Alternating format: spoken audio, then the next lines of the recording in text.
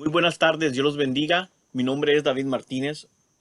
Soy el director de la formación teológica contextualizada en Estados Unidos de la agencia Junta General de Educación Superior. Es un honor tenerlos con nosotros en esta conferencia sobre leer la Biblia en América Latina, nuevas posibilidades de lectura de la Biblia frente al uso superficial de su mensaje. Hoy damos inicio a esta conferencia para que podamos explorar diferentes partes. Vamos a tener una ponencia primero de recorrido de la Biblia en América Latina. Elsa Tames nos va a dirigir en esa charla que tenemos por unos 35 minutos. Va a haber una reacción de José Adriano Fijo. Él va a hacerlo en 15 minutos y luego va a haber preguntas. Si usted tiene preguntas, abajo de este video hay una parte donde está una Q y una A. Es donde tiene las preguntas. Ahí toca allí y usted puede escribir. Y nosotros vamos a recibir sus preguntas para cuando quieren hacer sus preguntas, lo podemos contestar lo mejor que podamos. Raquel va a estar viendo eso y nosotros vamos a estar preguntándole ya sea a José o a Elsa Tames para que nos ayuden a contestar, ¿ok? Trataremos de hacer lo más que podemos con eso. Tenemos un poquito de tiempo, vamos a echarle ganas para aprender juntos. Amén. Es un honor tenerlos y gracias por estar con nosotros. Me gustaría empezar con una oración para poder dar inicio en lo que vamos a hacer hoy. Quiero recordarles que mañana seguimos, ¿verdad? Quiero recordarles que mañana vamos a estar también a las 10:30 de San Pablo. Vamos a empezar sobre la lectura necesarias para nuestro pueblo. Ese va a ser una parte. Luego, la segunda parte es sobre nuevas lecturas. Eso va a ser a las 2:30 de San Pablo, Brasil. Y luego en la tarde a las 5:30 de San Pablo está otra vez, tenemos o bloque 3 donde habla Biblia como herramienta de esperanza. Todas esas partes nos van a ayudar para poder estar juntos. Amén. Sí. Gracias por estar con nosotros. Los profesores tenemos algunos profesores que están adelante, que se están preparando y otros que están con nosotros acompañándonos. Pero una vez más, le doy gracias a Dios por ustedes y por estar con nosotros. Me gustaría orar para empezar en el nombre de Dios. Raquel, José y Elsa van a estar dirigiéndonos en estos momentos. Nosotros que estamos aquí, vamos a dejarlos a ellos, vamos a apagar nuestras cámaras, pero estamos aquí caminando con ustedes. Los profesores y yo estaremos a un lado, ¿ok? Oren conmigo. Dios, hoy venimos como personas que quieren seguir creciendo y aprendiendo sobre ti. Sabemos que tu palabra es muy importante para nuestras vidas y creemos que hoy, más que nunca, tienes dirección para tu pueblo. Ayúdanos al estar en estas sesiones, que tú inspires, toques, plantes y desarrolles cosas nuevas en cada uno de nuestros corazones. Bendice a mis hermanas, pastores, pastoras, laicos, laicas, que trabajan en la obra tuya y derrámales bendición, que seamos útiles para la honra y gloria tuya. Gracias, Jesucristo, en el nombre del Padre, del Hijo y del Espíritu Santo. Amén. Amén. Voy a dejar a Elsa. Elsa, Dios te bendiga, bienvenida. Es un honor tenerte. Yo no sé si Pablo quiere compartir algo, Pablo, en esto. Le damos gracias también a José, Adriano Ficho y también a Raquel. Pablo. Gracias. ¿Quieren video? Apenas saludos para todos, para todas, para Elsa, también Adriano, muchas Saludos. gracias. Eu estava mudando mi sistema e acabei pondo minha imagem, pero não puedo perder la oportunidad de los saludos para todos y todas, de qué bueno que nuestro sueño se pueda tornar realidad, de tener la América Latina compartiendo sus perspectivas en la Biblia, e la próxima semana em La Pastoral. É uma oportunidade muito rica. Deus bendiga a todos e todas. Gracias. Amén. Muy bien. Vamos a dar entonces inicio.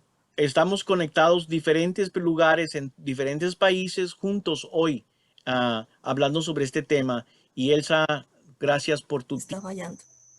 Gracias por tu tiempo. Gracias por estar con nosotros. Es un honor tenerte. So, Elsa, ¿estamos listos para empezar?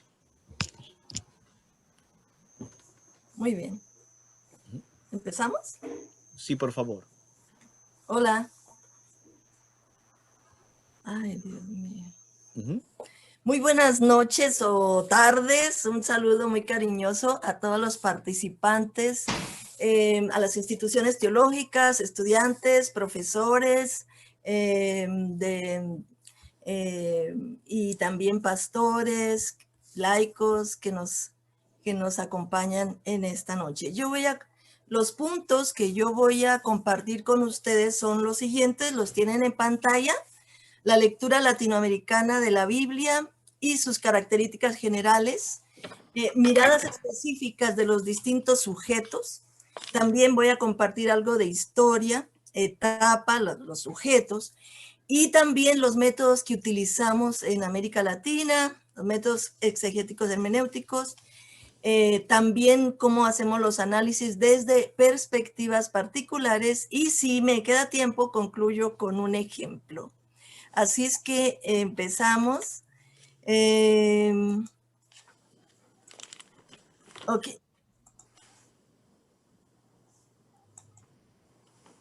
En esta conferencia, empezar con el primer punto. Hablar de lectura latinoamericana de la Biblia implica hablar de una lectura contextual de la Biblia. Es decir, en el proceso exegético y hermenéutico implica tomar en cuenta la realidad socioeconómica, política, cultural, ecológica y religiosa del continente y del Caribe.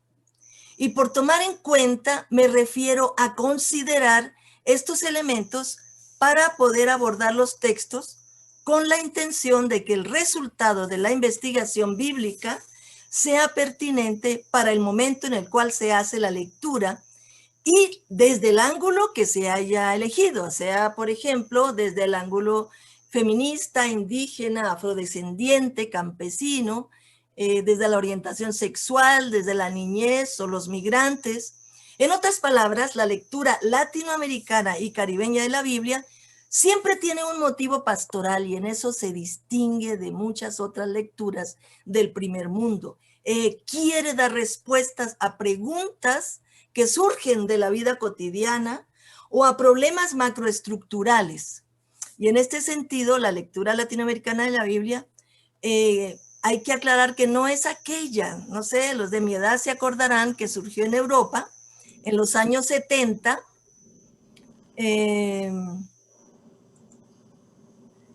sino, como dije, es una lectura pastoral que desde el inicio del proceso exegético, hermenéutico, toma en cuenta la realidad o el contexto desde donde se lee la Biblia. Por eso no es una lectura neutral o abstracta, sino situada. Y para ello se necesita echar mano de otras disciplinas que van más allá de las diferentes escuelas bíblicas y teológicas. Se le ha dado a esta lectura diferentes nombres. Por ejemplo, lectura popular, lectura pastoral de la Biblia, lectura comunitaria, ¿verdad? O también en el parte de un sector católico le llaman lectura orante de la Biblia. Ahora bien, es verdad que hablar de Latinoamérica, incluyendo Brasil y el Caribe, es un paraguas demasiado grande.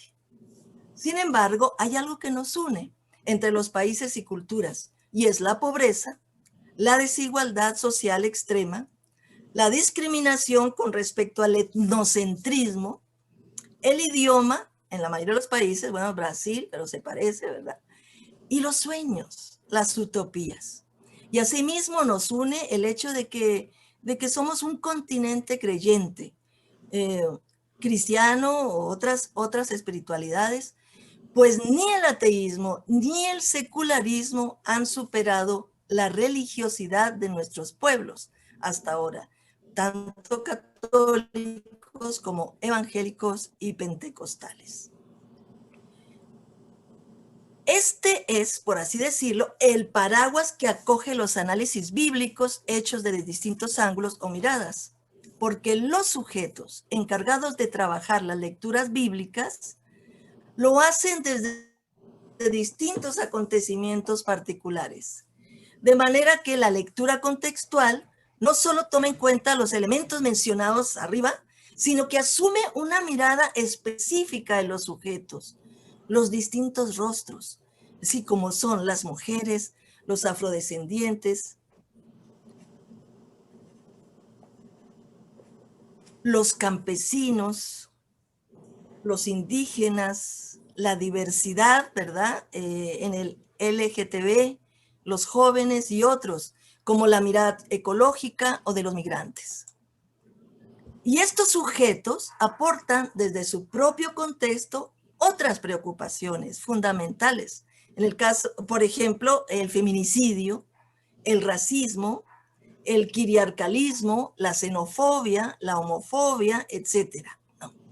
Ahora bien, es importante ver algo de historia, ¿verdad? Algunas etapas y sujetos. Todos sabemos que la lectura contextual de la Biblia, como la predicamos hoy, o la practicamos hoy, no es algo nuevo. No surgió así tal como yo lo hablé muy bien, ¿verdad? Como si así fuera en la introducción. Tiene su historia y tiene su evolución y avances en las distintas tomas de conciencia. Y este proceso exegético hermenéutico surge de la situación que se estaba viviendo en los años 60 y 70. Un despertar latinoamericano que buscaba tomar distancia de la academia etnocentrista, tanto de Europa como de Estados Unidos. Quería tener voz propia. La teología latinoamericana de la liberación, con lo que llamó ruptura epistemológica, fue de gran influencia, pues esta, para sistematizar su teología, decía como acto segundo, partía de la vida concreta. Decía Gustavo, del encuentro con Dios en la historia, y ese era el primer acto.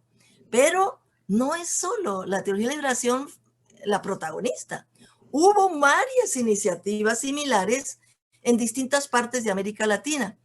Recuerdo que los maestros de escuela dominical, por ejemplo, en la Iglesia Metodista de Costa Rica, donde yo vivía, y también de muchos otros países de América Latina, utilizaba un material que se llamaba Nueva Vida en Cristo, o la Vida Nueva en Cristo, algo así.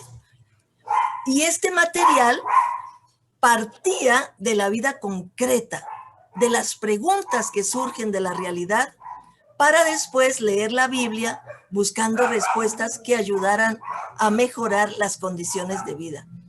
Era un material muy interesante, producido por Celadec, recuerdo, ¿no?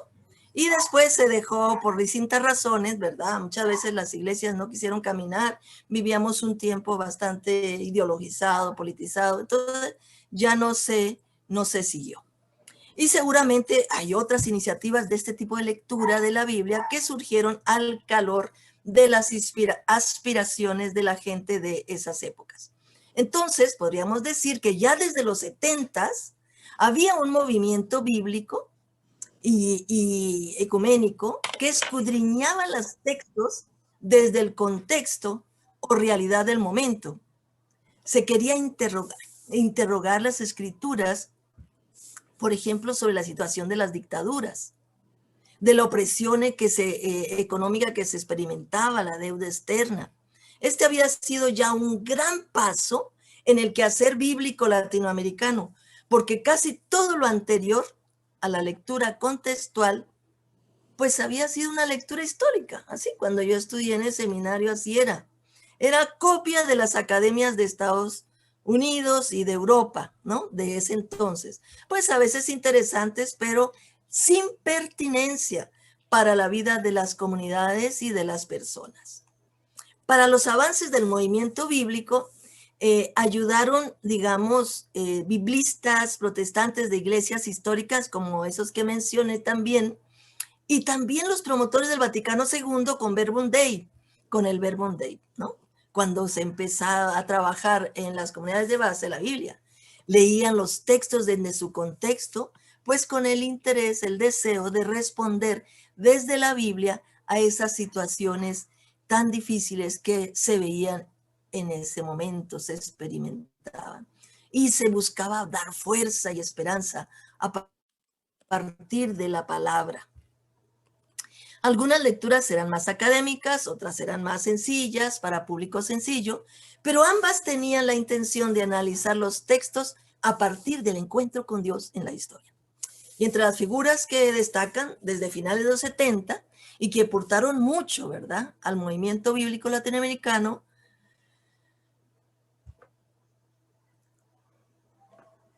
tenemos a Carlos Mesters, que es carmelita, a Milton Schwantes, que es luterano, a Severino Croato, que es un ex sacerdote que trabajó como profesor en ICEDET y popularizó los aportes hermenéuticos de Paul Ricoeur y Gadamer, ¿verdad? Alicia Winter, misionera presbiteriana en Colombia, Pablo Richard, Jorge Pixley, misionero bautista, y muchos más, y más tarde pues se agregaron más gente, Néstor Míguez, etc. A finales de los 70 e inicio de los 80, las mujeres empezaron a tener su propia voz, porque la opresión económica y política no daba razón de la opresión y discriminación de las mujeres. Era una opresión distinta. Entonces, para entender esa realidad, se necesitaban otras disciplinas más allá de la sociología y la economía, que eran las que se utilizaban más que todo para entender la realidad. Y fue así como muchas mujeres empezaron a trabajar la Biblia y a contribuir al pensamiento bíblico con su propia mirada y su propio discurso. Se echó mano de otras herramientas de análisis como las teorías de género. Y por eso mismo, los indígenas, afrodescendientes latinoamericanos, tomaron la palabra también, pues el racismo, la discriminación étnica, no era contemplada en las ciencias sociales que se utilizaban. Así que echaron mano de otras herramientas para entender esa realidad y poder entender mejor las preguntas que teníamos a la Biblia, como la antropología cultural o análisis sobre el racismo y la lingüística. Hoy día, las perspectivas particulares ya son muchas. Hay lecturas feministas, hay lecturas campesinas de la Biblia, lecturas afrodescendientes, indígenas, lecturas urbanas, de jóvenes, desde la perspectiva homosexuales y lesbianas. Y es que los creyentes quieren escuchar una palabra bíblica pertinente para la realidad concreta de la diversidad de sujetos. En cuanto a los métodos, la lectura latinoamericana realmente utiliza diversos métodos de análisis. Se puede afirmar que es heterodoxa. Utiliza métodos histórico-críticos, estructuralistas, sociohistóricos, retóricos, así como el acercamiento intra e intertextual, porque todo depende del texto que se quiera analizar y de su género literario. Pues no es lo mismo analizar un poema, una narrativa, o un discurso retórico epistolar. Y me parece que la variedad obedece, entre otras cosas, a que se toman en cuenta las tres dimensiones que en la mayoría de los estudios bíblicos de enfoque contextual están presentes. Son lo que popularmente llamamos el detrás del texto, el texto y el delante del texto. Creo que esto es un punto muy importante para nuestras iglesias, entenderlo bien y trabajar, leer el texto, estudiarlo, tomando en cuenta estas tres dimensiones. Con esto estoy hablando de una lectura contextual que no solo se queda en una lectura superficial del texto, teniendo en cuenta nuestra realidad actual, o sea, el delante del texto, que busca esos criterios bíblicos que le iluminen su actuar en su contexto, ¿no? Porque en las iglesias así se hace. Lo que buscamos es en la Biblia qué nos dice la Biblia. El delante del texto, nos quedamos así de esa manera superficial en el delante del texto. Y no solo en nuestras iglesias evangélicas, antes también así en los tiempos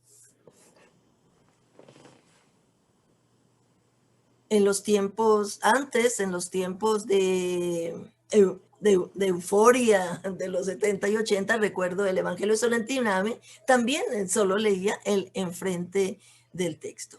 Pero estamos hablando también de un detrás del texto, es decir, el contexto sociohistórico, cultural y religioso, de donde surge el texto bíblico como respuesta a una situación particular, que no somos nosotros, es el contexto, los autores, destinatarios primeros del texto bíblico. Esta lectura sociohistórica, incluso arqueológica, la arqueología está ayudando mucho hoy día, es muy importante porque va a iluminar el texto bíblico mismo y vamos a entender mucho mejor el texto, ya que estamos tratando con manuscritos muy antiguos.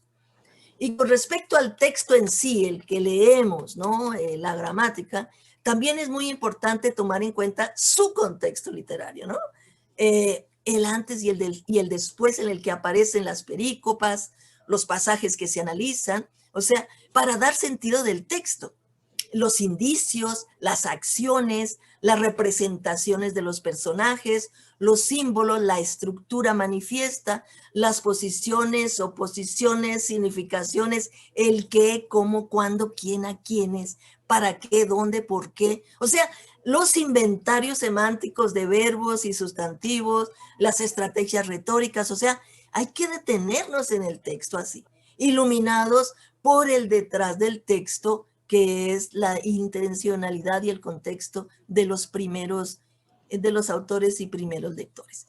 En otras palabras, el análisis del texto en sí es como un proceso de descodificación de la gramática del texto para entenderlo mejor. Todo ese proceso exegético de construcción y después de reconstrucción para una relectura que finalmente va a responder al delante del texto, porque lo que nos importa es el delante del texto, ¿no? El qué nos dice, la pregunta del sujeto que interroga al texto desde su contexto global y particular. Ahora, el detrás del texto ayuda mucho a entender incluso el vocabulario bíblico, las acciones, los símbolos, etcétera.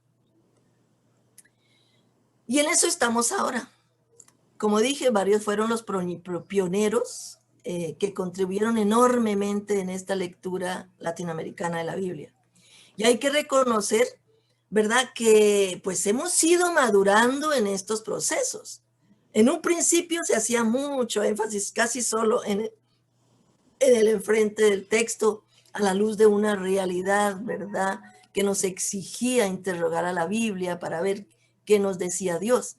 Hoy, lo que dice el texto para mí, para nosotros, sin tomar en cuenta ese puente hermenéutico, su contexto socioeconómico, político y cultural cuando surge el texto, y sin un análisis completo del texto, el texto en sí, ¿no? O sea, es el gran puente hermenéutico.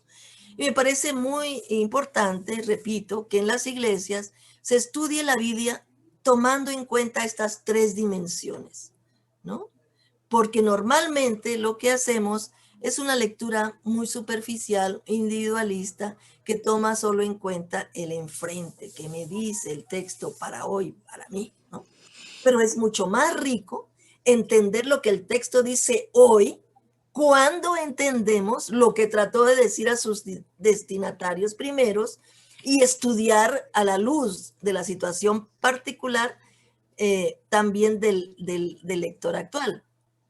Que al final, delante del texto, es lo que nos importa, solo que ahora queremos hacerlo de una manera mucho más seria y no tan superficial. Quería una palabrita con respecto al círculo hermenéutico, porque es interesante relacionar este método contextual con el famoso círculo hermenéutico, que es también contextual y que fue muy difundido en los 70 y 80, ¿verdad? Y popularizado en las comunidades de base, sobre todo católicas, bajo la terminología ver, juzgar y actuar, y que más tarde se añadió celebrar. Desde épocas muy tempranas, el conocido círculo hermenéutico forma parte de la lectura latinoamericana de la Biblia. No se llamaba contextual, pero era eminentemente contextual.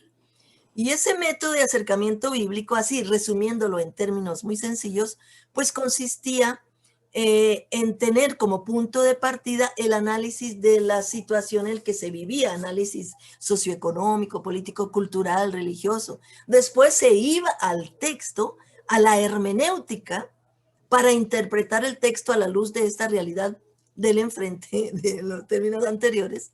Y finalmente se volvía a la realidad para poner en práctica el resultado de esa lectura bíblica. En medios académicos, yo recuerdo que estos tres, o todavía, ¿verdad? Pasos del círculo hermenéutico se llama mediación analítica, ¿verdad? A partir de la realidad, la mediación hermenéutica es praxeológica, o sea, la dimensión pastoral en términos populares, digamos, porque leemos la Biblia para cambiarnos a nosotros, para cambiar la situación que no está de acuerdo.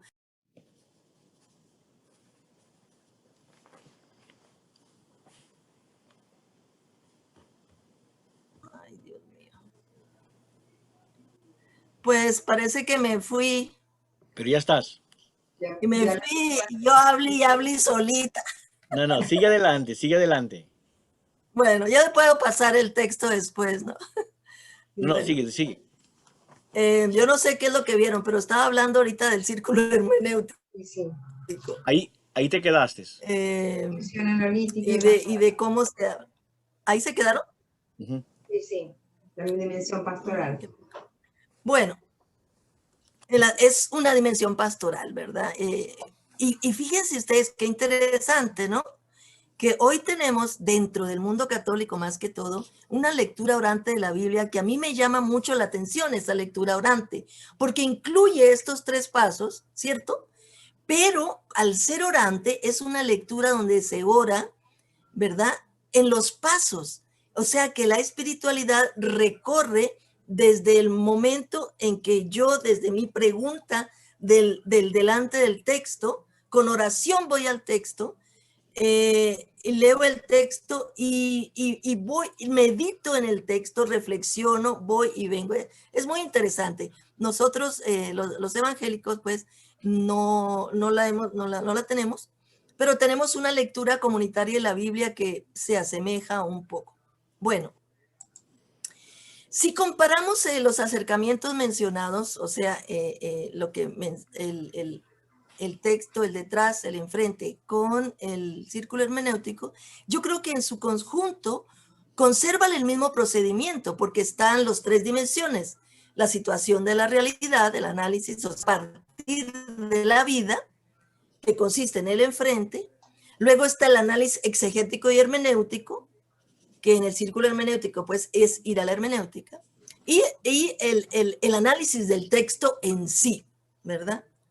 Y finalmente, pues siempre entramos por una preocupación pastoral que tiende a la transformación de la realidad y que está siempre presente en el punto de partida y en el enfrente del texto. O sea, lo que se hizo más explícito en este procedimiento que trabajamos hoy día,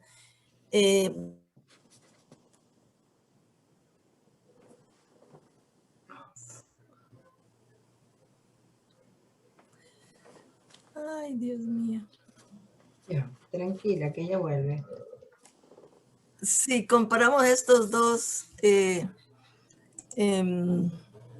que eso me pone así como que nerviosa, ¿no? Sí, no bueno, te preocupes. Al final de la cuenta, yo creo que con lo que se hizo más explícito en este procedimiento actual es que el análisis del texto en sí, o sea, lo que era la mediación hermenéutica, se enriqueció con la incorporación de un estudio detrás del texto, el estudio sociohistórico del texto. Y creo que éramos más ligeros en el estudio antes, ¿no? Esta pues realmente no sería una falla del círculo hermenéutico porque estaría incorporado en la mediación hermenéutica. Ahora es más explícito el tomar en cuenta esas tres dimensiones. Se ha enriquecido además por los distintos de los sujetos, ¿verdad? Las mujeres, los afrodescendientes, que trabajan el texto y que llevan sus preocupaciones particulares a esos 3 niveles del círculo hermenéutico. Ahora quisiera entrar a analizar las perspectivas particulares, ¿no? Desde una mirada particular. Por ejemplo, la lectura campesina. En realidad es similar a la lectura latinoamericana desde la perspectiva global.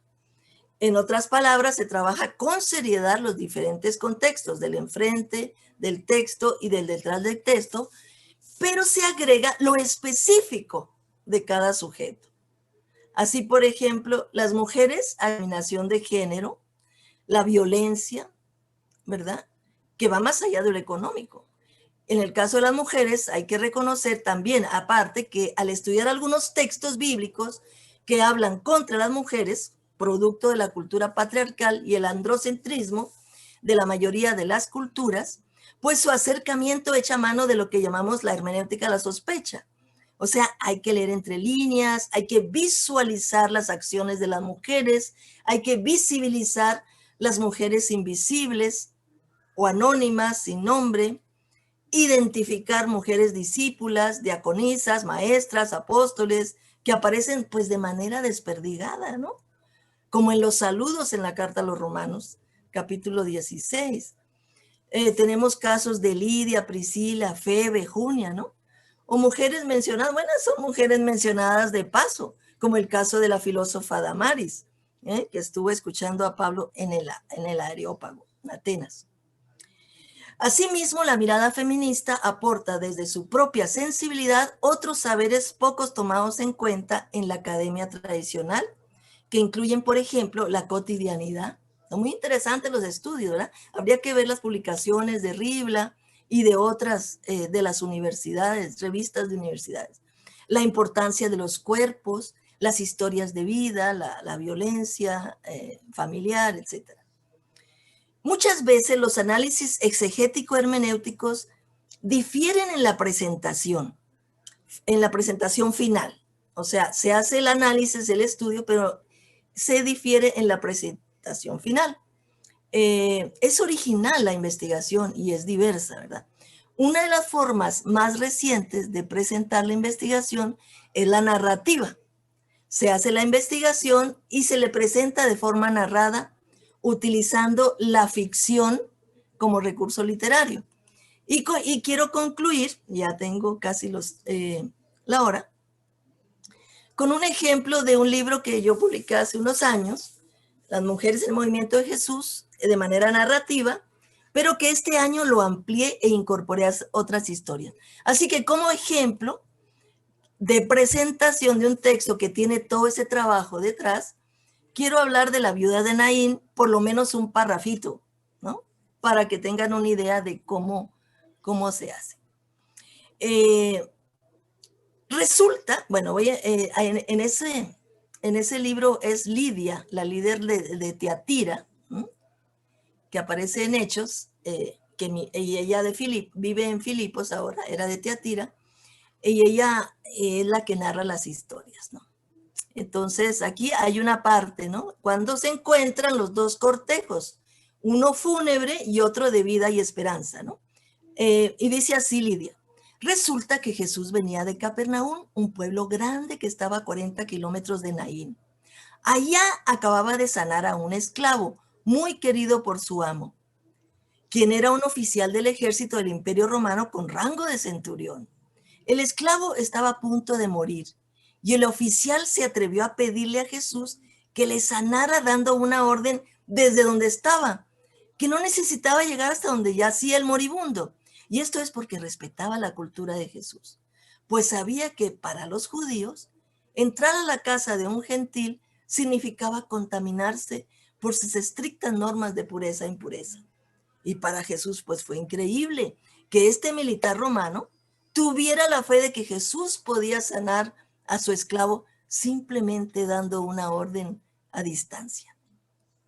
Pues bien, Jesús y su movimiento habían caminado mucho, 40 kilómetros, Me imagino que venían felices, celebrando la sanidad del esclavo del centurión. Jesús venía con sus discípulos, pero muchísima gente los acompañaba también. Recordemos que era un movimiento que crecía y no solo lo conformaban Jesús y sus 12 discípulos seguidores.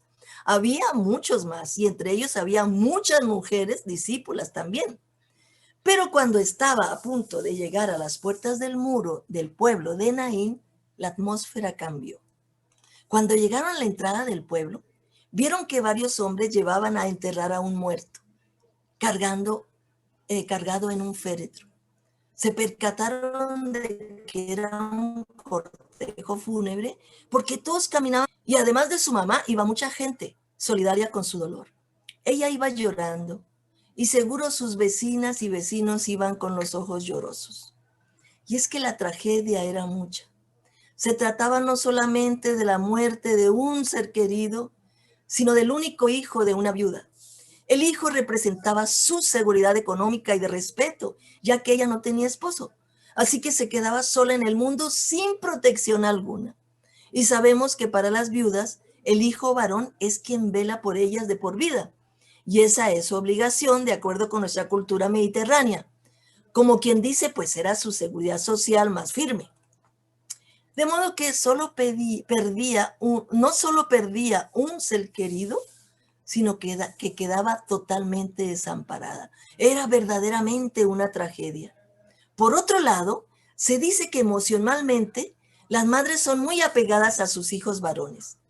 Existe un lazo emocional íntimo entre madre e hijo.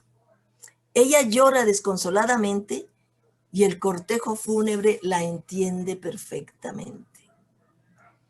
Y ahí, en la entrada del pueblo, Jesús centró su mirada en la viuda. La vio llorando, desconsolada. Y yo creo que casi se pone a llorar también, como cuando lloró frente al sepulcro de su gran amigo Lázaro. Y es que cuenta la historia que Jesús se conmovió desde las entrañas. Tal fue la compasión por ella. Entonces le dijo, no llores. No puedo imaginar cuál fue el sentimiento de la mujer al recibir tal consuelo de Jesús.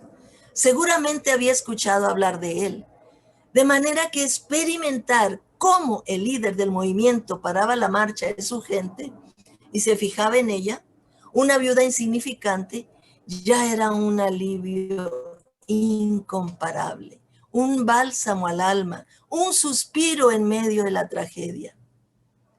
Yo, Lidia, me pongo a pensar cuál sería mi reacción si alguna vez Jesús, el resucitado, me dijera, Lidia, no llores. Seguramente sería como un abrazo tierno de Jesús dándome un pedacito de tela para limpiar mis lágrimas.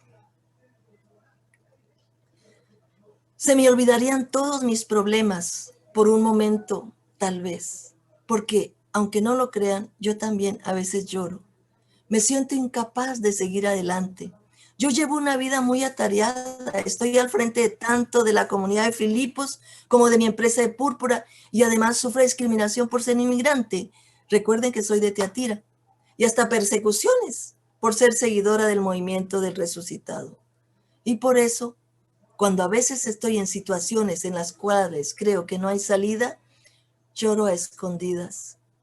Pero claro, no me puedo comparar con la tragedia de esta viuda, que pierde a su único hijo, su única garantía de ser respetada y sobrevivir económicamente.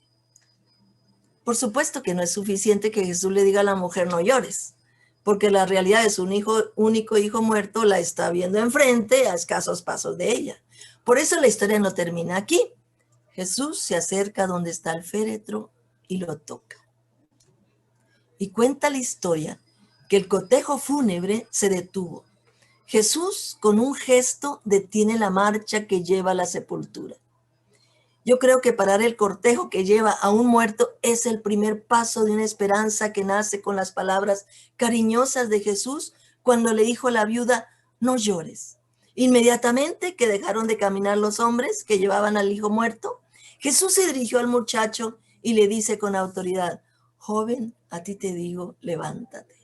Y levántate aquí significa, vuelve a la vida.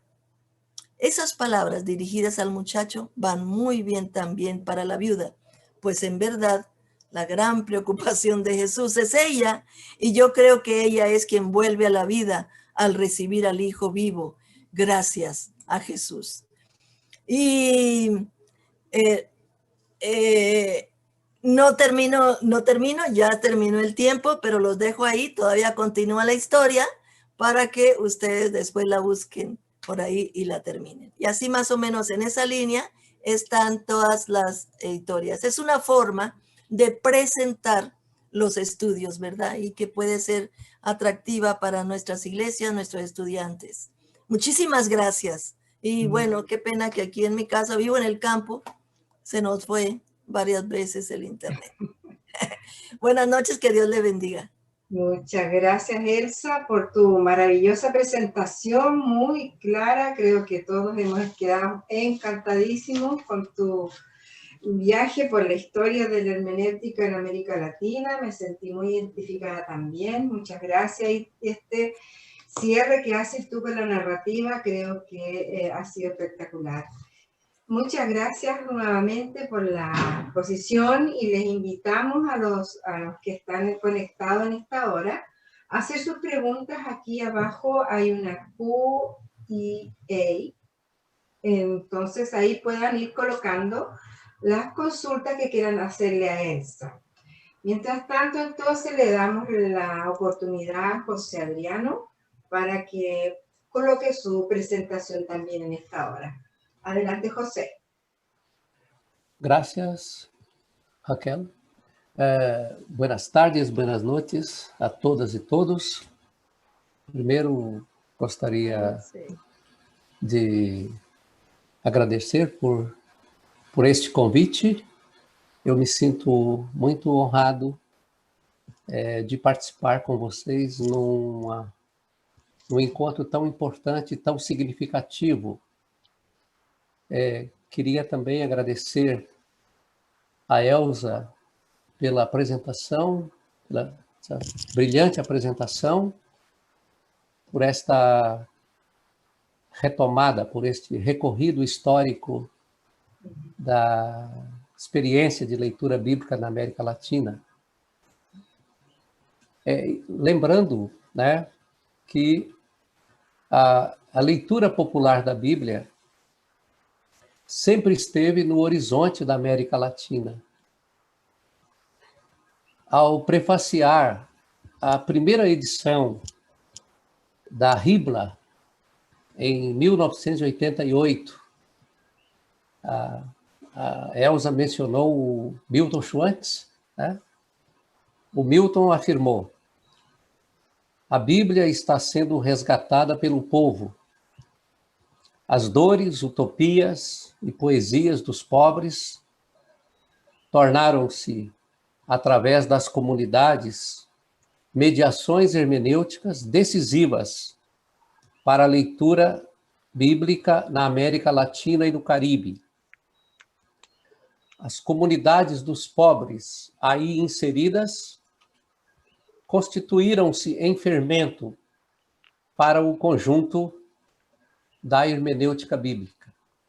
O texto bíblico, nesse sentido, não é reduzido a mero objeto de estudo, mas ele perpassa a vida das pessoas. Eu acho que essa é uma das coisas que ficou clara na exposição da Elsa, né?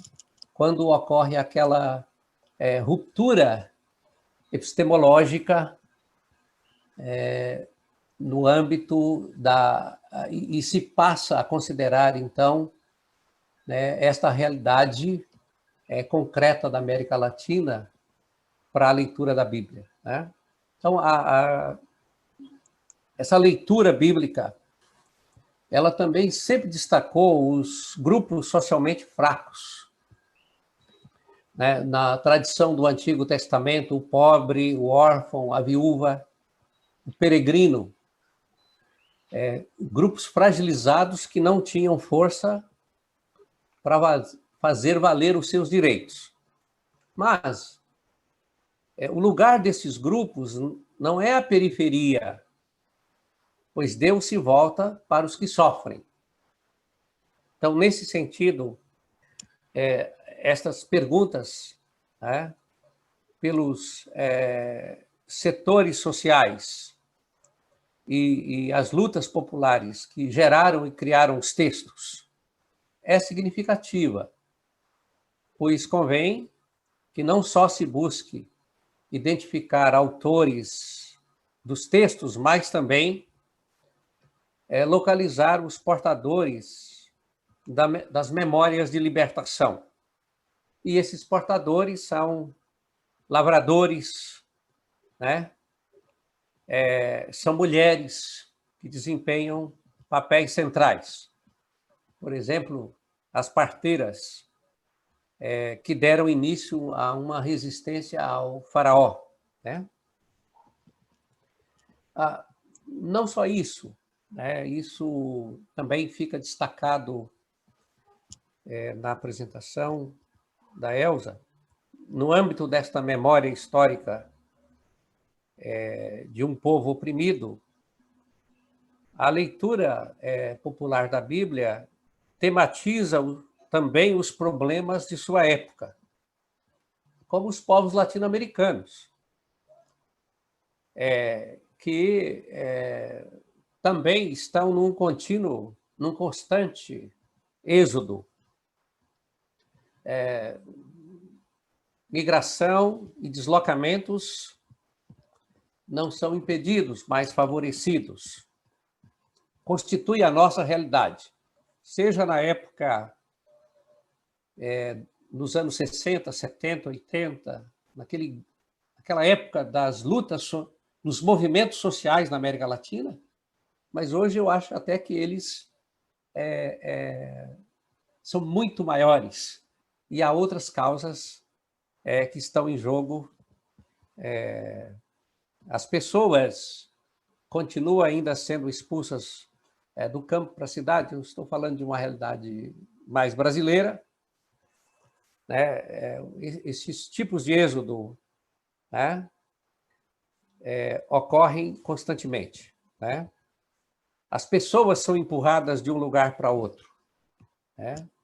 E as mudanças, né, não se restringem a apenas algumas famílias, né? São povos, são grupos, né? Então, os acontecimentos que dão origem a um povo, e aí tem um aspecto importante, né? E eu recordo aqui também o croato que foi lembrado, né? Que essa releitura do Êxodo, né? O croato falava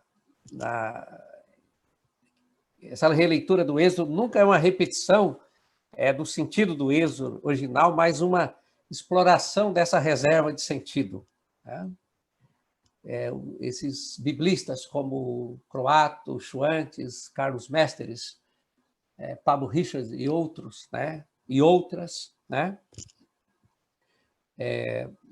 Trabalharam de diferentes perspectivas e abriram também perspectivas para a leitura dos textos. Os acontecimentos que dão origem a um povo não se esgotam em sua primeira narração, mas crescem em sentido através de suas projeções na vida daquele povo. Então, nesse sentido, a Bíblia não foi tomada somente como um texto para ser lido, mas como uma palavra que reinterpreta a vida.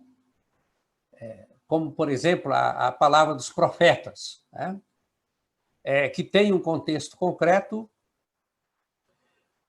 mas que é de grande significado e foi retomada, né, de forma bastante destacada na leitura bíblica latino-americana, por causa daquele contexto dos movimentos sociais e das lutas, né, pelas quais os povos latino-americanos passavam nos anos 60, 70 e 80. Né? Destaca-se também, nesse conjunto de métodos, nesses processos, né, a retomada, né, do ensino de Jesus, que também não só proclama a libertação aos cativos, mas que dá atenção especial às pessoas que viviam à margem da sociedade. Pecadores, mulheres, prostitutas, crianças, ignorantes da lei, em suma, os que eram considerados pecadores e impuros. Mas uma coisa importante é a denúncia do uso ideológico da lei. Acho que este é um aspecto muito importante, ele foi bastante trabalhado, né? Porque exatamente, né, essas pessoas, né, o sistema religioso procurava classificar essas pessoas e jogá-las para a margem, mas Jesus, então, é trabalhado, então, na leitura popular da Bíblia como aquele que se coloca ao lado dessas pessoas, que conscientiza do valor delas diante de Deus e liberta-as para a própria identidade delas. Então, a leitura bíblica, ela tem o seu início no contexto dos movimentos sociais na América Latina dos anos 60 em diante, na luta contra regimes ditatoriais. Hoje, nós estamos num contexto neoliberal que eu acho também que fez um casamento muito bonito com os sistemas repressores. Eu acho que talvez seja o meu pessimismo com a realidade do Brasil. Parece-me que os regimes neoliberais não ligam muito para a democracia, né? E ele também constituiu um ideal empresarial de si. Esse ideal empresarial de si é resultado da própria estratégia neoliberal de construir uma formalização da sociedade com base no modelo da empresa. Então, essa generalização da forma empresa no interior do corpo social abriu a porta para os indivíduos se autocompreenderem como empresários de si mesmos. Eu acho que de 60 anos para cá a gente está lidando com um contexto como esse, né?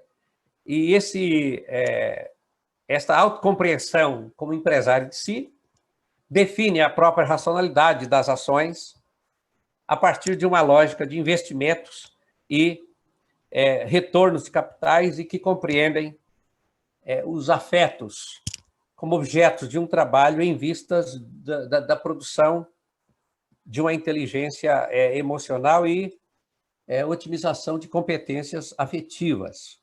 Acho que essa questão do afeto e da forma de constituição do sujeito hoje precisa ser levada em conta. Isso não era trabalhado naquele contexto, pelo menos da forma como aparece hoje. Eu acho assim que a fala da Elza, então, me fez retomar esse recorrido, né? Me faz lembrar daquela dimensão libertadora da leitura bíblica, um kairós bíblico, né? do qual nascem símbolos e metáforas que interpretam experiências e alimentam o povo de Deus, né? E também ela destacou que, em seu desenvolvimento, ela passou a ser feita a partir de novos lugares, diferentes rostos e sujeitos, mas a gente não pode esquecer que, para aprofundar a leitura bíblica, né, de cada um desses grupos, é preciso considerar suas realidades sociais, culturais, conhecer o que é próprio da lógica de cada um dos seus mundos e inserir-se nos seus movimentos, né? Então, a gente precisamos investir nas relações entre as pessoas, nos jogos de poder e fragilidade que se dão nessas relações e nas consequências que a partir daí se desencadeiam. Isso se deve a que as comunidades não se desconstroem, nem se dissolvem ou se superam por discursos de ética social apenas, mas por uma profecia da transparência, na qual todas as pessoas e todos os grupos sociais que compõem a comunidade possam ser visibilizados, né? Então, nessa grande diversidade de textos, né, contidos na Bíblia, mas não é nesta grande diversidade que o novo aparece. O novo que nós precisamos cultivar. A novidade se vê mudando de perspectiva e de lugar. Quando, em passos dados para o lado e em novas relações, os textos florescem, né?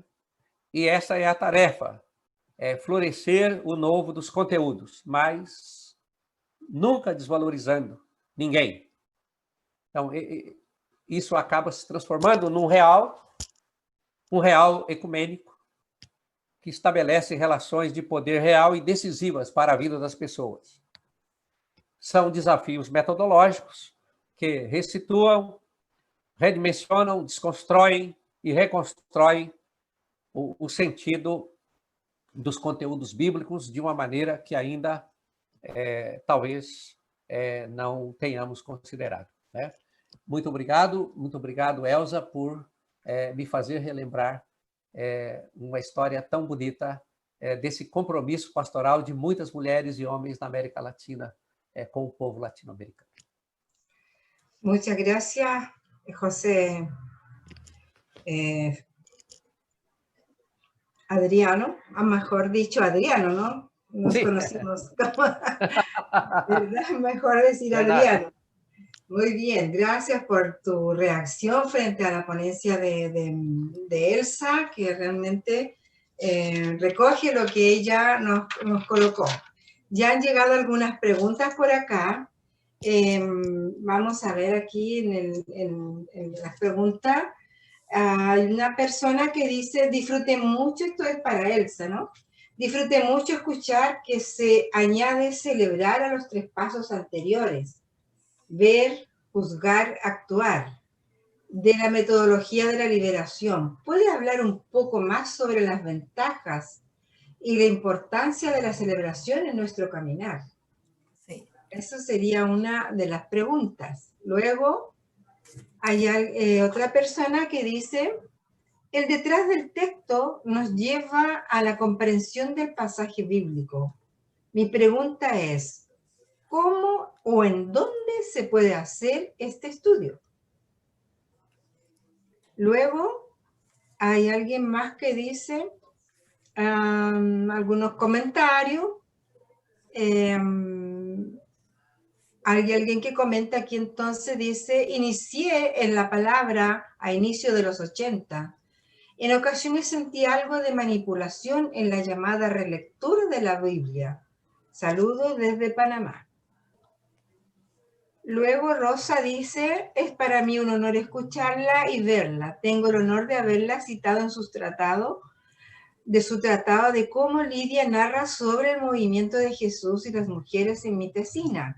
Y es muy significativo cómo nos lleva a ver el texto y al mismo Jesús desde los ojos de una mujer. En nuestra realidad, Perú, el número de mujeres supera mucho a los varones. ¿Cómo ayudar a la comunidad de fe en impulsar esta lectura contextual desde las mujeres como sujeto? Eso pregunta Rosa desde Perú. Son las preguntas que han ido llegando. Algunas otras que tengo por aquí que me llegan al WhatsApp. ¿Quién sabe decir aquí? ¿Qué tan importante es la preparación de las mujeres en el área de la especialidad de la Biblia hoy y por qué? ¿No? ¿O qué le faltaría a las traductores de hoy cuando hay voces que no están en la mesa de la reinterpretación, de la interpretación? Y ya, eso sería más o menos, y por mi parte, yo también, Elsa, te consultaría qué importancia tiene dentro de toda esta hermenéutica el círculo o la danza hermenéutica de Schuller Fiorenza. Creo que también es algo que tendríamos que considerar, ¿o no? No sé si pueden ser las preguntas para ambas personas, tanto como para Adriano como para Elsa. Pueden ir ustedes tal vez completando las respuestas. Elsa, contigo la palabra. Bueno, muchas gracias. Bueno, gracias por la pregunta. Muy interesantes. Con respecto a la primera, lo del celebrar, ¿verdad? Es que, digamos, cuando está ver, juzgar y actuar, creo que en un momento dado, como ya habló Adriano, se politizó mucho, se ideologizó mucho y entonces se buscaba dentro de, por lo que yo entiendo, ¿verdad?, que hubiera en todo proceso de estudio de la Biblia que se incorporara toda la cuestión de celebración. Celebramos. Y por eso cuando se hacen en las comunidades de base, yo leo, bueno, los folletos que publican, cómo empiezan y los estudian y lo lean y terminan con un canto y con celebración de la lectura, ¿verdad? Hoy día yo creo que eso se ha perfeccionado más con la lectura orante de la Biblia, que tiene sus pasos. Y yo creo que sí es una parte muy importante cuando lo hacemos en las iglesias, porque si no se vuelve, como decía Adriano, una cuestión académica. Estamos impulsando que no sea superficial, que es lo que me dice a mí, sino que trabajemos bien el texto, el detrás del texto, el texto, pero que no sea una cuestión simplemente racional y académica. Cuando se transforman las personas, que para eso buscamos la lectura de la Biblia, de transformar vidas, transformar personas, es cuando hay un convencimiento. Y cuando hay un convencimiento, es que un convencimiento que no abarca solo la cabeza, sino el corazón, ¿sí? Y entonces por eso es muy importante esta dimensión, ¿verdad? Incorporarla. Y en cuanto a las preguntas, hay una que me llamó la atención. Bueno, una que pregunta muy, muy precisa detrás del texto, ¿cómo entendemos? Eso sería como un poquito como pues nuestro público es, bueno, como este encuentro incluye los seminarios, las universidades, la educación dentro de los metodistas, pues es en las bibliotecas donde encontramos esos libros, ¿verdad? Vayan, y si en su biblioteca no existen estos libros sobre el Imperio Romano, la cultura del tiempo de Jesús, gracias a Dios, ahorita tenemos ya bibliografía en español, porque antes estaba toda pues en alemán o en inglés, en francés. Ahora ya hay mucha traducción. Verbo Divino es una editorial que publica mucho de esto también. Entonces, en las bibliotecas, buscar, cuando yo estudio un libro, el texto me va indicando qué trabajar, qué leer, porque la realidad es muy grande del primer siglo, son muchos años. Y está la cuestión militar, la cuestión religiosa del primer siglo, está la cuestión del trabajo, bueno, todos los elementos de la vida de ese momento. Entonces, cómo eran las mujeres en ese tiempo, etcétera, etcétera, para entender mejor el texto. Entonces, eso sí es la parte que sí nos exige estudiar un poco, ¿verdad? Y buscar literatura que nos ayude a entender mejor el texto. ¿Sí? Y otra pregunta, y le dejo después la palabra a Adriano, es aquella de que en un tiempo él pensaba, por los 80, que se manipulaba la Biblia. Es verdad porque eran tantas las ganas de que el texto sea liberador, ¿verdad? Que a veces el texto, mira, de liberador no tenía nada, pero nosotros queríamos decirle a Pablo, por ejemplo, que dijera otra cosa, ¿no? O algo así, ¿no? Entonces, ¿cómo superamos eso? De dejar que el texto hable, Y hay textos feos, es especial para las mujeres. No permito que la mujer enseñe. ¿Verdad? ¿Cómo dejar que el texto hable y diga? Lo que uno tiene que hacer es estudiar bien el texto, por qué el autor dice, qué estaba pasando en esas comunidades, cuál era el problema y por qué afirma eso. ¿Sí? Un texto circunstancial para ese momento. ¿Sí? pero no tratar de manipular para decir lo que nosotros queremos. Tomar en cuenta el enfrente del texto, el detrás del texto y el texto nos ayuda a mantener ese equilibrio, ¿verdad? Mantener ese equilibrio. Adriano. Sim. Muchas gracias, Elsa. Adriano, contigo la palavra. Sim. Eu creio que, de fato, houve sim, mas eu não diria que em todo o movimento de leitura popular da Bíblia, apenas uma tentativa de manipular os textos para chegar a resultados. Sim, o contexto era conturbado, era crítico, a situação muitas vezes envolvia as ditaduras militares na América Latina e havia, sim, da parte de alguns grupos, um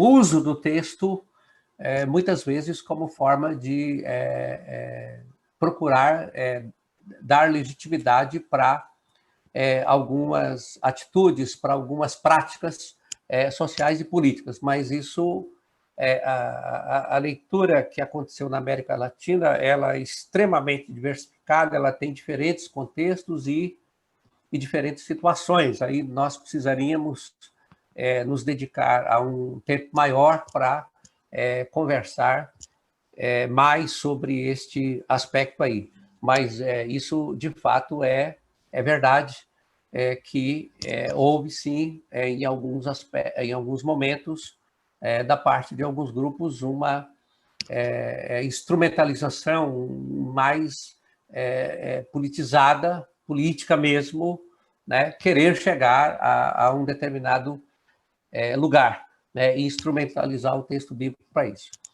Agora, uma das coisas que eu colocaria também, que envolve esta questão, o detrás do texto, né? A Elsa já respondeu e já mostrou a importância de estudar as relações de trabalho da época do mundo bíblico, a sociedade, o cotidiano daquela cultura, o militarismo, né? Para quem estuda o movimento nascente do cristianismo, uma tecnologia fundamental daquele mundo era a retórica, né? Que era parte do aparato de poder do Império Romano, né? E eu creio que todas as faculdades de teologia, os seminários têm se dedicado a isso e eu creio que deve ter acontecido o que aconteceu no mundo de fala espanhola, aconteceu no mundo de fala portuguesa. Nós não tínhamos um material disponível em língua portuguesa para estudar. Era necessário pesquisar em outros idiomas, né? Agora, a questão não é que a leitura popular da Bíblia fique restrita apenas a este contexto histórico, porque muitos desses manuais que nós estudamos, desses livros, eles também foram construídos, né, num contexto em que se tinha alguns modelos historiográficos que já não fazem muito sentido hoje. Mas também não se estudava esses textos, né? Eu acho que um dos aspectos da ruptura epistemológica de que fala a Elsa é que muitas vezes se fazia história do texto bíblico, sociedade do texto bíblico, e o interlocutor dessa história, dessa sociedade, era a ciência, era o modelo científico estabelecido. A diferença é que a leitura popular da Bíblia, ou leitura pastoral, ou leitura contextual, ela estabelece como interlocutor as pessoas, especialmente o que se falava muito, o pobre, né? As pessoas. Então, não é eu não vou fazer aqui uma historiografia, né, em busca de uma verdade histórica por trás daquele texto, mas eu vou conhecer a história e eu vou conversar com essa história a partir da minha realidade. Então, é por isso que não fica só lá no detrás do texto, né? Tem o detrás, tem o texto, mas tem um adiante do texto. Tem uma situação concreta na qual nós estamos inseridos. Isso, nesse sentido, é um aspecto muito importante. Também a gente não pode deixar de esquecer que, às vezes, né, naquela ânsia, naquele desejo e naquele compromisso de luta de muitas pessoas no âmbito da leitura popular da Bíblia, fazia-se também correlações rápidas entre a realidade atual e a realidade do mundo antigo. E muitas vezes se lia também anacronicamente os textos, né? É preciso considerar isso também. Okay. Gracias, Adriano. Quedaron algunas consultas, Elsa, no sé si habrá tiempo como para que te les des una vueltecita aquí con relación a las preguntas sobre las mujeres y la Biblia, ¿no? ¿Qué tan importante es la preparación de las mujeres en el área especialidades en Biblia hoy? Eso sería una de las preguntas. Y la otra es, ¿qué le faltaría a los traductores de hoy cuando hay voces que no están en la mesa de la interpretación? Sí. Mira, a mí me parece muy importante que las mujeres hagamos un esfuerzo por prepararnos bien, porque fíjate que muchas cosas novedosas se han encontrado ahora que no aparecían porque no interesaba mucho. Por ejemplo, un ejemplo, ¿no? El hecho de que había mujeres apóstoles. Había mujeres apóstoles. Se dio por sentado que no podía haber mujeres apóstoles. Y resulta que cuando las mujeres, hace como 40 años, empezaron a estudiar y empezaron a analizar, me refiero a Junia, ¿no? En Romanos 16. Uh-huh. Empezaron a estudiar y decir, no, pero aquí dice en la Biblia que dice apóstol y es Junia y es un nombre femenino. Es increíble que la historia, incluso en el siglo XVIII, la ciencia bíblica, siempre dijo que era varón ese nombre, que era un diminutivo dado a un varón, un nombre de mujer dado a un varón, porque en la cabeza no cabía que un varón fuera apóstol, una mujer fuera apóstol. Cuando empezaron a estudiar las mujeres y hicieron estudios de nombres dentro del contexto romano, grecorromano, entonces dijeron, no, sí, pero no existe, ¿no? Hasta hace poco, cuando digo hace poco, hace unos 15 años, ¿verdad? Un EPS sacó un gran libro que habla de Junia como apóstol, entonces pero ya las mujeres lo habían dicho, ¿no? Entonces, por eso digo yo, ha habido mucho aporte de las mujeres, novedoso. Ese era un ejemplito, nada más, ¿verdad? Entonces sí, yo creo que sí sería muy bueno. Las mujeres, como hablé de la metodología, en la hermenéutica de la sospecha, podemos ver cosas entre líneas que generalmente no se ven, ¿sí? Las mujeres con la experiencia de nuestra cotidianidad y los nuevos temas que incluimos, podemos enriquecer y aportar al movimiento bíblico desde este ángulo, ¿sí? Y en cuanto a la segunda pregunta, mira, yo trabajé, yo soy pensionada ya, pues de tanto de la Universidad Bíblica, donde trabajé 25 años, como de la Sociedad Bíblicas Unidas, United Bible Society, trabajé 11 años ahí, más que todo en la traducción de la Biblia para las personas sordas, pero estuve en proyectos de lenguas indígenas. En las sociedades bíblicas se pide que por lo menos haya en el equipo de traductores una mujer. Siempre debe haber un adulto, un joven, porque el idioma evoluciona y los jóvenes tienen los nuevos términos, ¿verdad? Que ya un mayor no los tiene. Y mujeres en la traducción, porque pueden ver otras cosas que no se ven. Y hay ejemplos muy interesantes. Esa es una de los requisitos que se pide a las iglesias cuando ponen un proyecto de traducción. En la mesa debe de haber mujer, hombre, mayor y joven. Y eso me parece muy bueno, ¿no? De los lectores. Bueno, gracias, Elsa. Todavía llegaron algunas preguntas por acá, pero no sé cuánto está el tiempo, pero tienen que ver con el antes y el después y el ahora del texto. Yo creo que si tú después compartes tu texto, vamos a poderlo leer mejor, ¿la verdad? David, quisiera consultarte cómo estamos con el tiempo.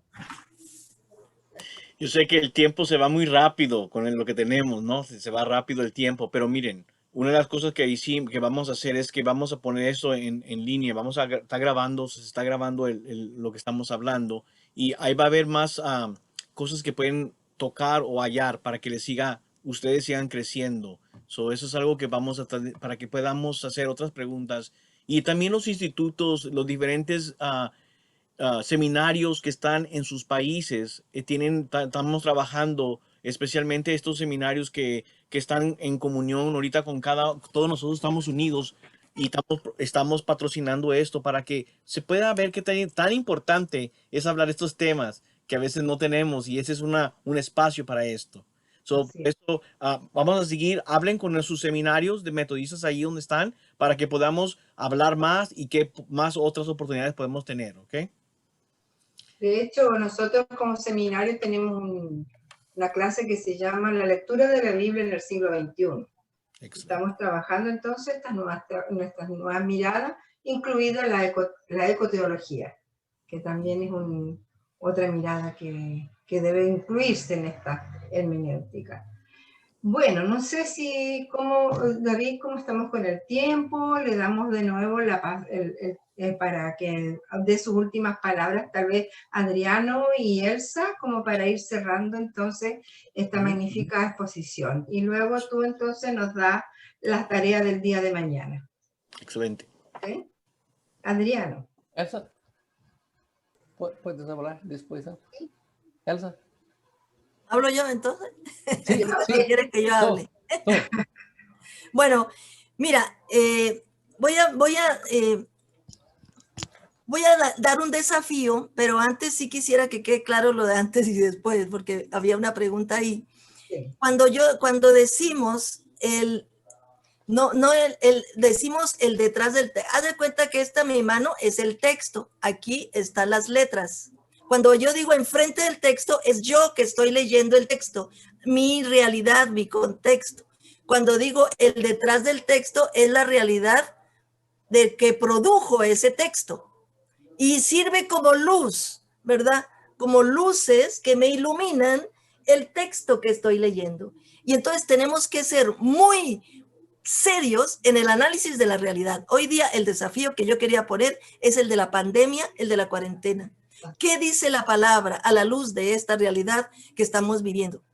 Y ya se están haciendo talleres sobre eso, porque nos hace avanzar. Recordemos que podemos encontrar mucha riqueza en la Biblia cuando la leemos a la luz de las realidades de hoy. Y ahorita estamos con ese gran desafío, ¿verdad?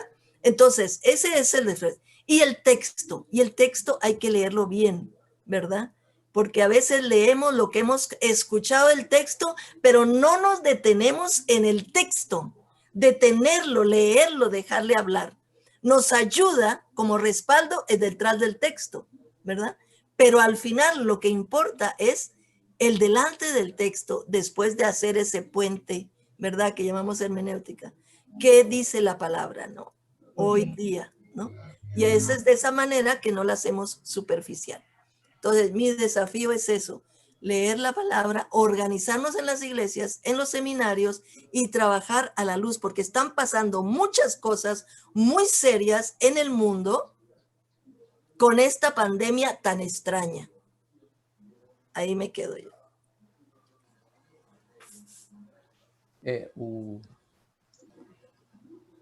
Aquele estudioso do Novo Testamento grego, pietista alemão, Bengel, Johann Albrecht Bengel,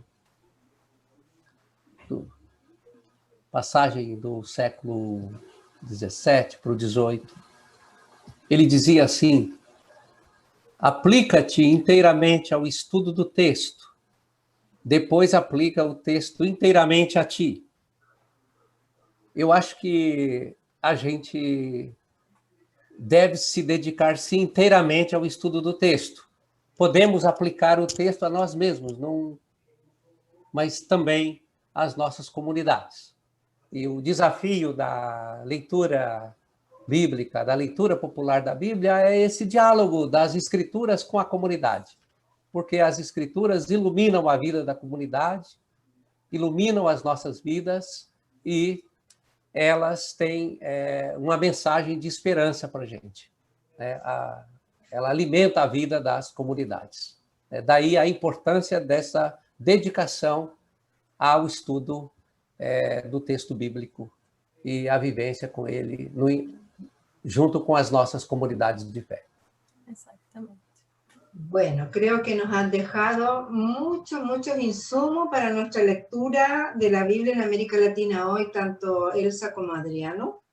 Así es que vamos a continuar en estos encuentros y David entonces nos va a dar las tareas del día de mañana. Sí, no, quiero nomás recordarles que tienen que ver el horario, porque el horario, como ha cambiado en algunos lugares, la hora, tienen que estar bien atentos. So, a las 10:30, tiempo de San Pablo, Brasil, tienen que ver qué tiempo es en donde usted está, en su lugar, para que pueda saber cuál es el horario. Es muy importante. Le mandaron un correo para que puedan hallar el tiempo. So, eso es muy importante, ¿sí? Va a ser a las 10:30. Pongan la atención. Yo quiero que pongan atención a San Pablo porque es importante que vean esos tiempos. 10:30. Luego el otro, mañana vamos a empezar con la lectura necesaria para nuestro pueblo. Tenemos dos personas que dos profesores que nos van a ayudar en estos 20 minutos cada uno y un mediador. Y el objetivo de esa va a ser la respuesta a los desafíos a las lecturas bíblicas confrontando al uso superficial presente en muchos discursos actuales en América Latina. Algo que nos va a llamar y vamos a ver cómo se está usando la Biblia en estos tiempos. El segundo va a ser a las 2:30 de San Pablo. Otra vez estoy diciendo que ustedes revisen su calendario, que esté correcto en su lugar, qué hora es, porque eso es lo más importante. Vamos a hablar de nuevas lecturas. La doctora Elizabeth Cook y el doctor Ediberto López nos van a ayudar un poquito a llamarnos al objetivo de abordar nuevos caminos de lectura bíblica, respuesta al desafío actuales de América Latina. Y entonces el tercero va a ser a las 5:30 y entonces allí de San Pablo, quiero que ustedes se preparen para eso porque en esa tercera viene el doctor Pablo Andiñac y Pablo Roberto García que nos van a ayudar con la mediadora Claudia a trabajar un poquito la siguiente parte, ¿verdad? El objetivo de esa va a ser abordar el tema de la esperanza en el Antiguo y Nuevo Testamento como eje transversal y cómo motivar para el movimiento bíblico en América Latina de hoy. Eso va a ser lo que vamos a cubrir mañana. So, no se vayan, no se pierdan. Háblenle a alguien, diga, vente, vamos a escuchar esto porque es algo importante. Ese es un tiempo de reflexión. Ya saben que esta pandemia nos ha llamado a usar nueva tecnología. Yo sé que algunos dicen, ay, yo no puedo abrirlo, se va a parar el video. No se preocupe, porque vamos a usar lo que tenemos en el nombre de Dios para podernos educar y salir adelante. Y gracias a Dios que ahora podemos conectarnos de una manera diferente a mucha gente que podemos. Hay muchos que no pueden. Hay que orar para que Dios también nos abra oportunidades para que ellos puedan. Pero ahorita tenemos esta gran oportunidad, una herramienta que nos puede ayudar a salir adelante. Gracias una vez más por estar esta noche con nosotros. Seguimos mañana. Oren, por favor, esta noche para que Dios nos ayude con la tecnología que estamos usando. Igual como ustedes, también tenemos algunas luchas, pero juntos podemos vencer en el nombre de Jesús. Muchas gracias, Pablo, David. Y no sé si Pablo García tiene alguna noticia. No, creo que agora é hora de Pablo Andiñá hacer también su habla. Muy bien. Bueno, gracias, Paulo. Y gracias a los expositores. Excelente, Elsa, excelente el otro hermano. Sí, se me mezcla el nombre porque Adriano. sí. Adriano. Nunca sé si es José o Adriano. Es Adriano. Sí. Gracias, Elsa. Gracias, Adriano. Realmente muy bueno y muy bueno para empezar, porque esto recién empieza.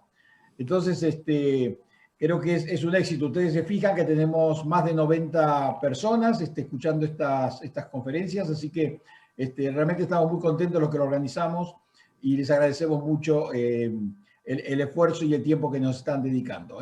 Así que de mi parte les agradezco mucho. Gracias, Paulo. El anfitrión acá debería ser, no sé si es David o Pablo García, como para ir haciendo el cierre. Yo creo que David puede hacer el cierre porque mañana Pablo Ndiñá y yo vamos a hablar, entonces Muy bien. David puede hacer el cierre ahora. Mucho gusto, muchas gracias por mi parte de haberme dado esta oportunidad de acompañar a Elsa y a Adriano. Adriano nos conocemos también Gracias. de hace mucho rato. Y feliz desde aquí de Chile compartir con todos los hermanos y hermanas de América Latina y el Caribe. Bendiciones y que Dios nos acompañe en estas jornadas que tendremos estos 2 fines de semana. Bendiciones. Bendiciones. Bendiciones. Hasta luego. Gracias a todos en el nombre de Cristo. Gracias. Vemos mañana. Adiós. Hasta mañana. Adiós. Adiós. Hasta luego. Hasta mañana. Chao, chao. Mañana. Chao.